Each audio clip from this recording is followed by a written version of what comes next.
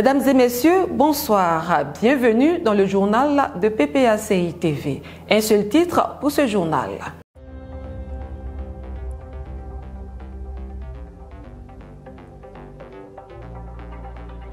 Après la révision de la liste électorale, la Côte d'Ivoire entame bientôt une autre étape pour l'élection présidentielle, celle du parrainage citoyen. Les partis politiques et organisations de la société civile s'y préparent diversement. Au parrainage citoyen qui démarre le 25 juin sur toute l'étendue du territoire ivoirien, le président Laurent Gbagbo, président du PPACI, a eu une séance de travail ce soir avec tous les fédéraux et élus du comité central à son cabinet si elle arrivera à Tobon. Cette séance de travail était axée sur le parrainage citoyen et la mobilisation des militants et sympathisants en vue des prochaines batailles électorales. Notre équipe de reportage reviendra sur cette rencontre dans un autre élément. La Côte d'Ivoire amorce une autre étape pour l'élection présidentielle en octobre 2025. Les candidatures à cette élection sont soumises à plusieurs conditions, y compris le parrainage citoyen. En quoi consiste le parrainage citoyen? C'est au terme d'un conseil de ministres le 8 avril 2020 que le porte-parole du gouvernement d'alors, Sidi Tiemoko Touré, a déclaré que le conseil a adopté une ordonnance portant révision du code électoral qui prévoit désormais, entre autres, l'institution du parrainage citoyen. Deux parrainages existent. Le parrainage électoral, qui est une caution donnée par des élus ou par des citoyens à un candidat à la candidature afin de lui permettre d'être candidat à une élection. Cette caution est matérialisée par une signature. Par contre, en Côte d'Ivoire, le mode de parrainage retenu est le parrainage citoyen, c'est-à-dire celui donné uniquement par des électeurs. Le parrainage ne concerne que l'élection du président de la République. La condition d'éligibilité liée au parrainage est remplie par le candidat lorsque celui-ci recueille au moins 1% de l'électorat local dans au moins 17 régions ou districts autonomes de son choix.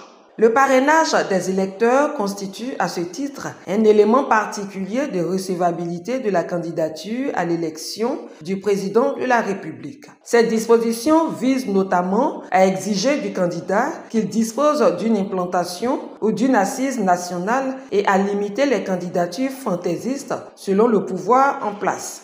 Pour nos dirigeants, le parrainage a également vocation de consolider la démocratie représentative. Le fondement juridique du parrainage est prévu par le Code électoral en son article 51 et par le décret fixant les modalités d'organisation de la collecte des signatures.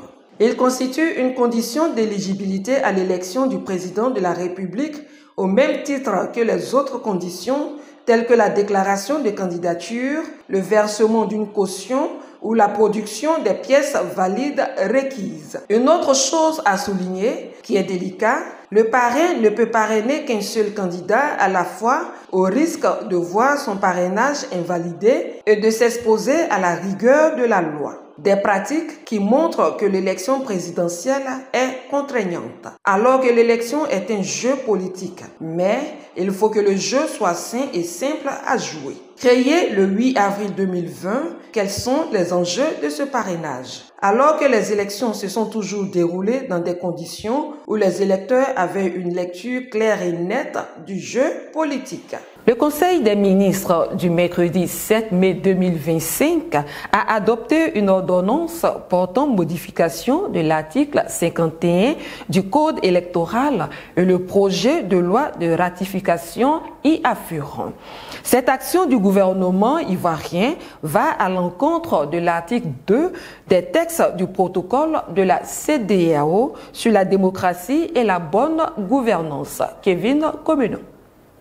La nouvelle ordonnance du chef de l'État modifiant le code électoral fait obligation à chaque candidat à l'élection présidentielle de produire une liste d'électeurs consentant à accorder leur parrainage à la candidature, soit 1% de l'électorat local dans au moins 50% des districts autonomes et régions.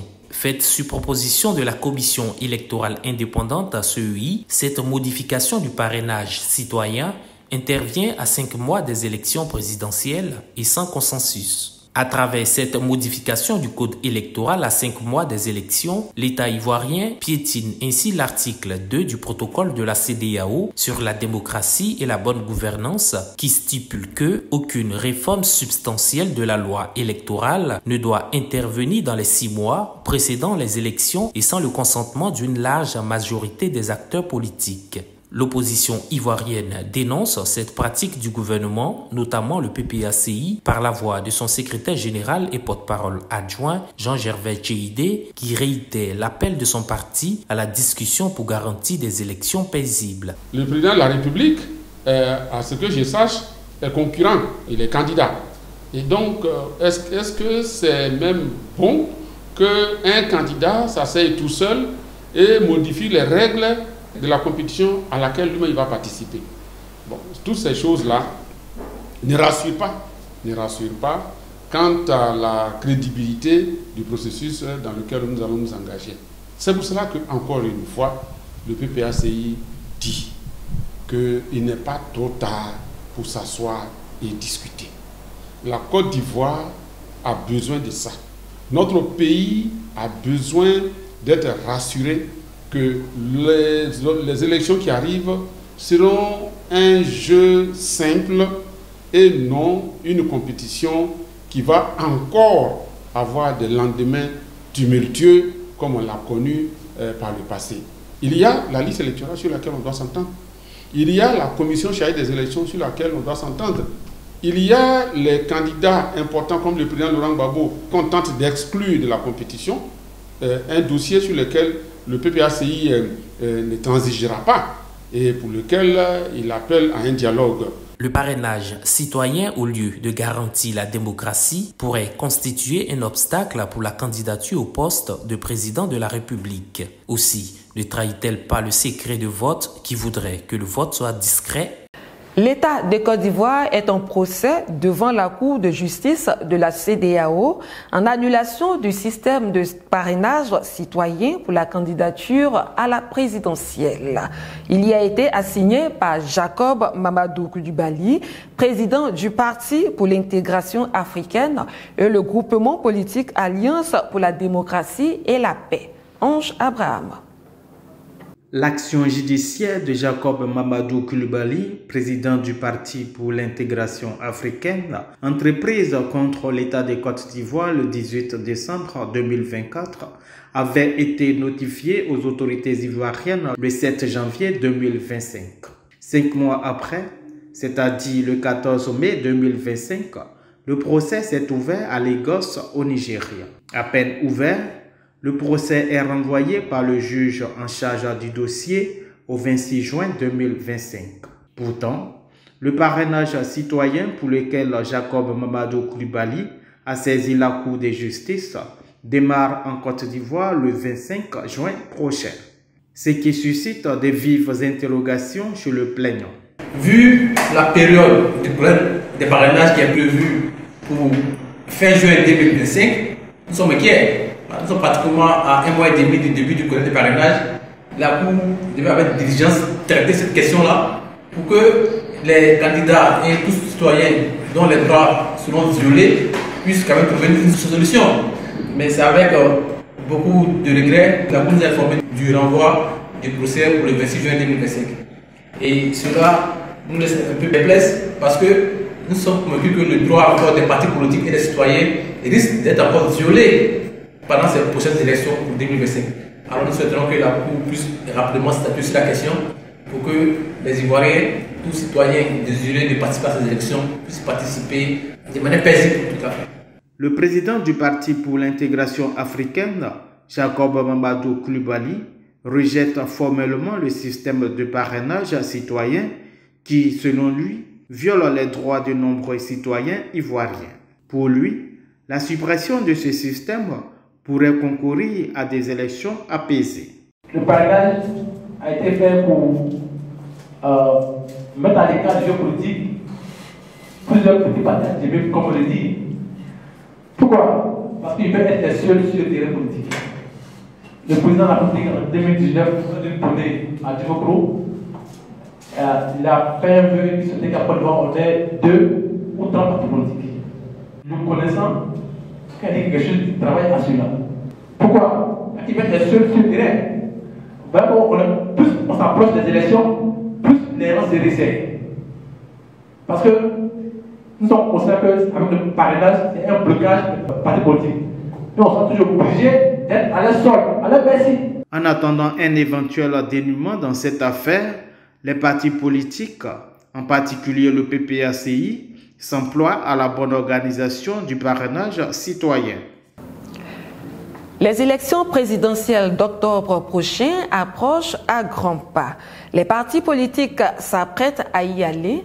Pendant ce temps, le gouvernement prend des décisions qui ont tendance à exclure certains candidats à travers le parrainage citoyen et la hausse de la caution. Françoise Rabé.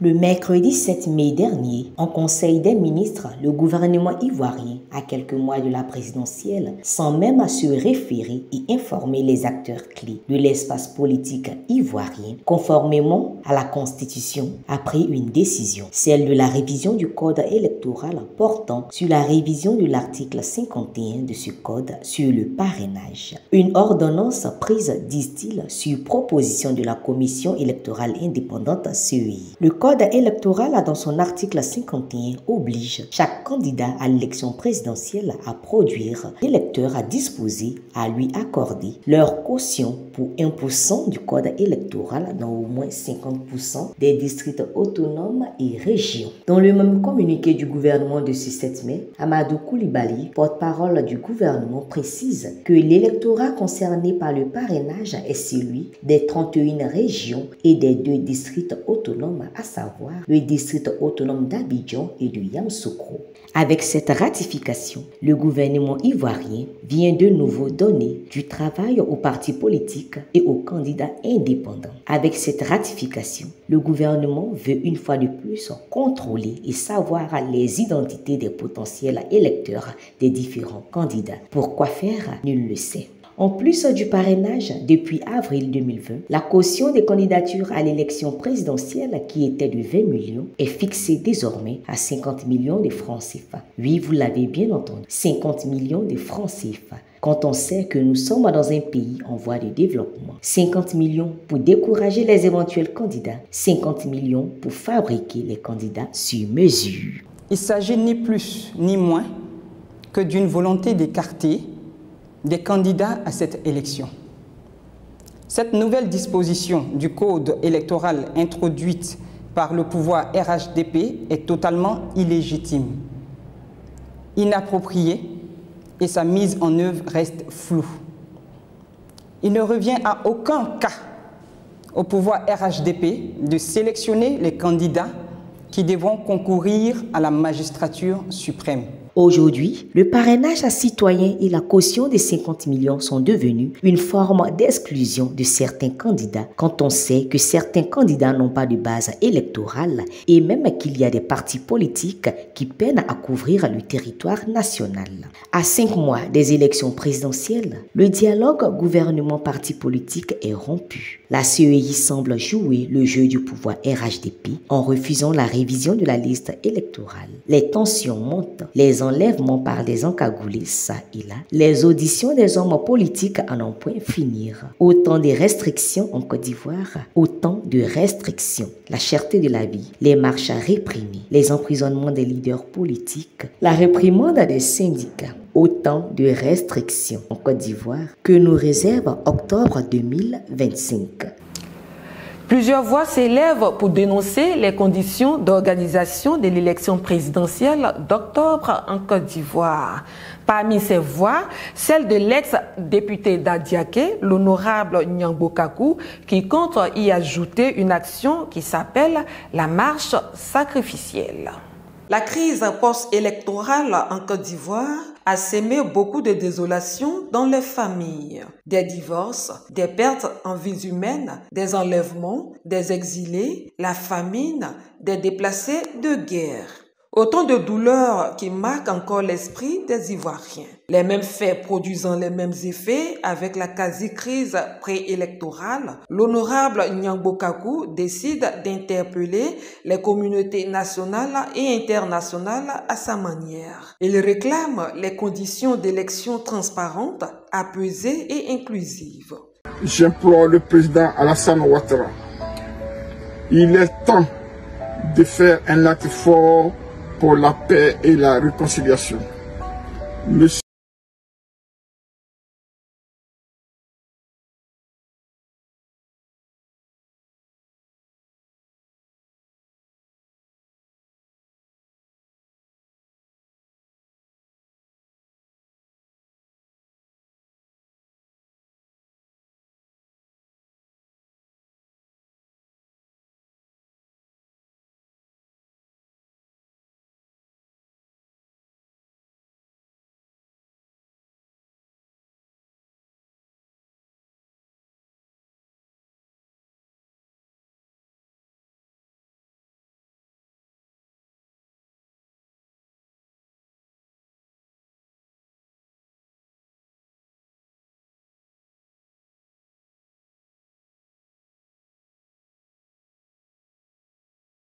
Pour se faire entendre, l'ex-député d'Adiaké, Nyangbo Kaku, projette une marche solitaire sur plusieurs kilomètres à partir du 15 juin prochain.